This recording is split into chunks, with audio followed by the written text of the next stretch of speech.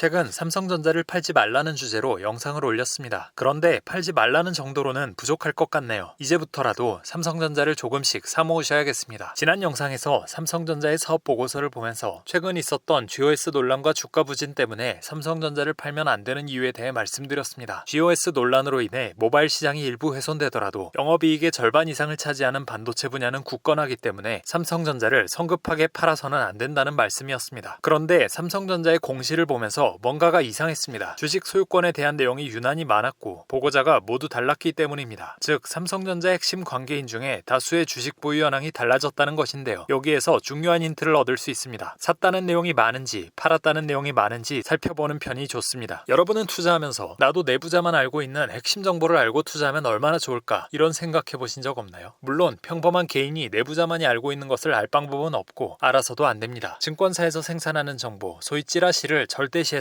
안 되고요. 하지만 내부자들이 어떻게 투자하는지는 가끔 확인할 수 있습니다. 바로 이러한 공시를 통해서죠. 공시 내용은 다음과 같습니다. 2월 16일 이정배 5천주에서 1만주 5천주 순증 단가 73,780원. 2월 28일 박병국 1000주에서 1500주 500주 순증 단가 71,900원. 3월 10일 베가론 500주에서 800주 300주 순증 단가 71,100원. 3월 11일 베가론 800주에서 900주 100주 순증 단가 69,700원. 3월 15일 한종이 5천주에서 15,000주 1만주 순증 단가 69,900원. 3월 15일 노태문 5천주에서 13,000주 8천주 순증 단가 69,800원. 3월 15일 박학규 12,000주에서 18,000주 6천주 순증 평단가 69,883원. 3월 10일 정원철 영주에서 30주 순증 단가 75,000원. 3월 17일 홍경선 영주에서 100주 순증 단가 69,900원. 금액의 차이는 있지만 놀랍게도 임원 중에 지분을 줄인 내용은 하나도 없고 특히 한종희 부회장, 노태문 사장,